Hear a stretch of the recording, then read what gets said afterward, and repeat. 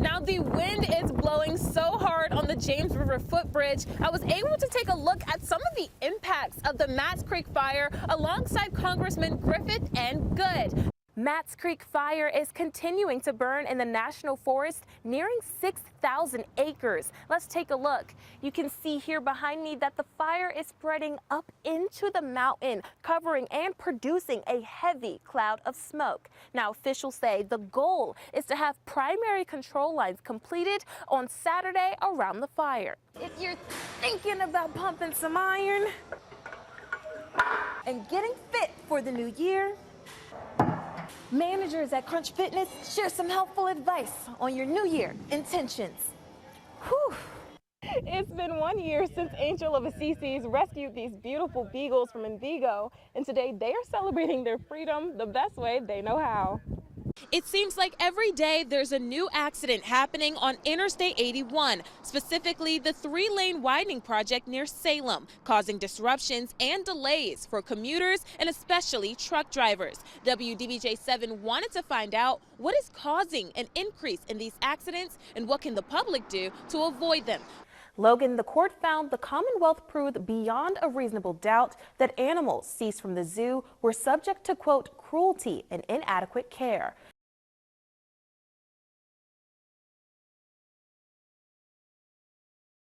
The search warrants go into great details about the reasons behind VSP's investigation, what they saw, and why they took the animals. We want to issue a warning. The following details are graphic. Virginia State Police issued 2 search warrants for documents, animal records, and the seizure of animals at Natural Bridge Zoo. The documents revealed 30 dead animals were taken, including birds, llamas, and an alligator. It also lists the numerous animal body parts seized, like a giraffe head, zebra legs, and a mandrill head. The zoo's 12-year-old Siberian tiger was euthanized during the investigative search, but the warrant doesn't say why.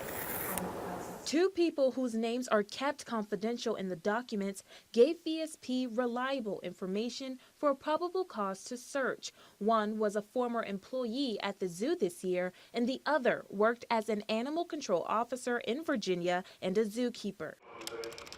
The employee told VSP the elephant keeper, Mark Easley, was responsible for the elephant Asha's care. Easley told the employee to, quote, always jab them where the bone is close to flesh, and further states, I'm not her friend, I'm her boss. You gain respect through fear. The employee goes into greater detail involving Asha's living conditions, describing them with puddles of urine in her barn, smeared excrements, and Asha left in shackles when unattended. VSP states at the end of the document, quote, based on our first-hand investigation, as well as the statements, observations, photographs, and video documented above, we believe there to be a direct and immediate threat to the health and safety of the animals belonging to and residing at the Natural Bridge Zoo.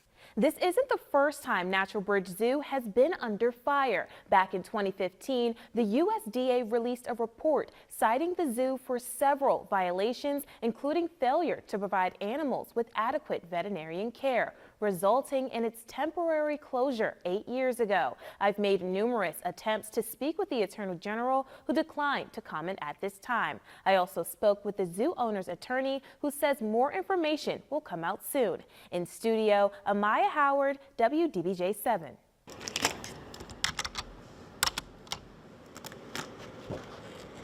Natural Bridge Zoo attorney Maria Williams issued a statement on Saturday stating an emergency status conference will take place on Monday. A judge will review the request and decide on whether to push the seizure hearing on December 20th back.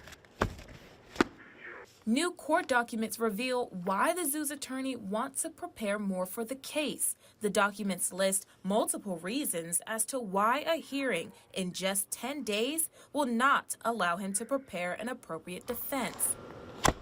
More than 95 animals were seized, with over 15 being of a different species. A declaration under penalty was filed by Williams, and under the 8th statement reveals multiple experts are required to examine these animals.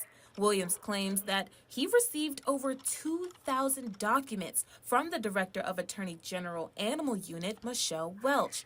He requests that Welch's attempts to control animals that were not seized in the alleged Animal Action Plan be unconstitutional. Numerous action plan documents written by veterinarians working for the Attorney General's office claim that some of the individual animals are not receiving adequate care, and actions must be taken to bring their conditions to an acceptable level.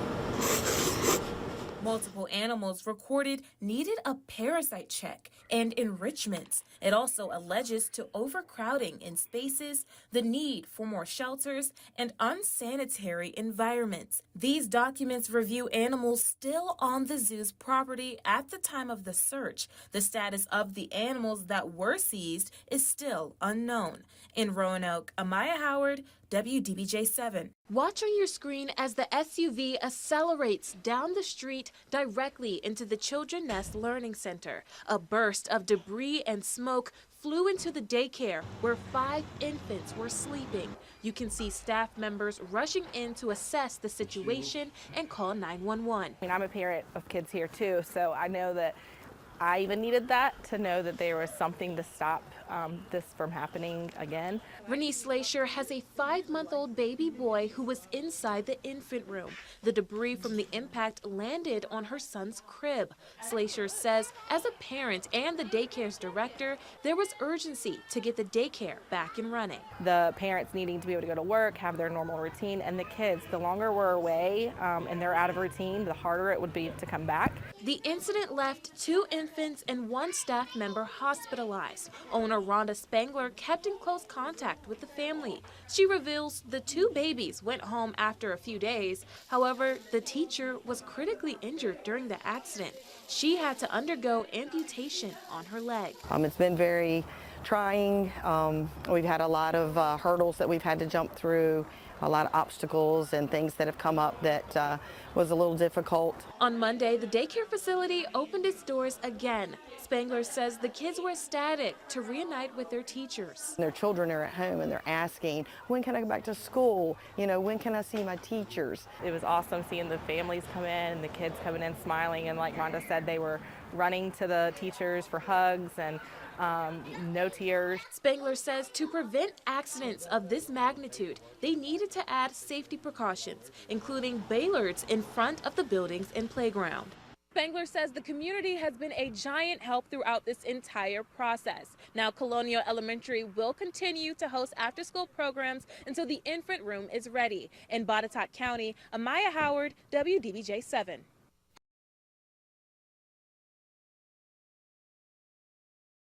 I'm here at the Wells Fargo building where firefighters, law enforcement officers, and members of the Roanoke community are participating in the 9/11 Memorial Stair Climb. Each participant will be climbing an equivalent of 110 stories, equal to the World Trade Center. A family built within the community. We are all gathered here as brothers and sisters for a greater purpose, even greater than ourselves. More than 300 people walked up and down 20 flights of stairs 5 times to honor the bravery of firefighters on September 11, 2001. As they climbed, they all wore badges around their necks with photos and names of FDNY firefighters. Their sacrifice changed our nation, but also influenced our communities to come together during a time of great uncertainty. After completing the climb, people said the names on their badges. Kevin Donnelly, ladder 3. Rang the bell, signifying the beginning and end of day for the fallen firefighters. Just came out to honor the fallen brothers. It's a great event. Everybody in the community can come out and just pay their respects. Firefighters Garrett Ruggieri and Logan Dennis both completed the stair climb side by side.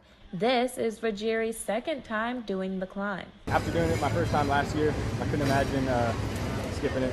Dennis suited up for his first year despite Saturday's heat. It's kind of different being a firefighter. You actually can put yourself somewhat in their shoes and kind of almost experience what they went through on that day. So it means a little bit more to me personally, I think. People want to come and they want to remember what happened on September 11th because it was one of the greatest acts of courage and bravery in modern history. Rachel Hale with Roanoke Fire EMS says the stair climb raises money to support families of fallen firefighters. I just think it's really great. All of the money is raised for the National Fallen Firefighters Foundation, and it's used to support families of fallen firefighters, which has impacted us even here in the Roanoke Valley. Event leaders hope to continue this tradition next year. In Roanoke, Amaiya Howard, WDBJ-7. Imagine losing your wedding photos for decades, only to receive a message from a stranger who claims to have found them. I thought maybe I would find a daughter, son, you know, a relative, but we found the bride. Lynchburg resident Sandra Poindexter was sifting through picture frames at an auction. These were on a table, just the two pictures by themselves. The woman in the frame captured her eye. There was just something about the photos, and I know it was such a special occasion, you know, being bridal photos, and I thought, well, somebody might want those in the family. That's when Poindexter went on a search to find the missing bride. You know, I had no idea that Harriet would even come into the picture in real life. She posted a picture of the frames in a Facebook group asking if anyone has information. After days of searching, a member of the group was able to find the bride. She said, I found her. And I said, you are kidding. And she said, no, she's 85 years old now, and she lives in San Antonio, Texas. I was shocked, and I was so happy because I had looked for those pictures. For nearly 30 years, Harriet Galbraith was looking for the photos she had given to her late mom. But I had gone to my sister after my mother died and said, I would like to have those pictures. And she said, well, I don't know where they are. And so I figured, well, who knows what happened to it. So I was, disappointed. The photos were taken in 1959 by a well-known photographer in D.C. Galbraith was only 20 years old. She says the memories of these pictures are priceless, and she can't wait to show her grandchildren. Well, I think they'll be happy and be proud and say, gee, Grandma, was that really you?